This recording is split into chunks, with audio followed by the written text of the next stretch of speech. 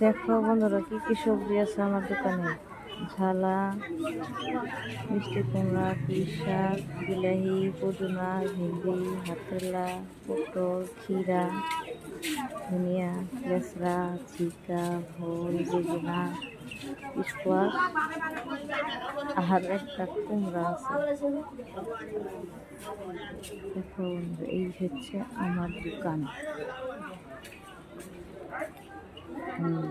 দেখো, এটা হচ্ছে আমার, এটা হচ্ছে বড় বাজার। আজকে বাজারে ভিড় কম আছে, দোকানও কম আছে, ব্যাপারীও কম।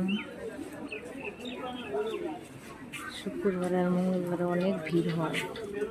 হাটবার, হাটের দিন শুক্রবারে হাট।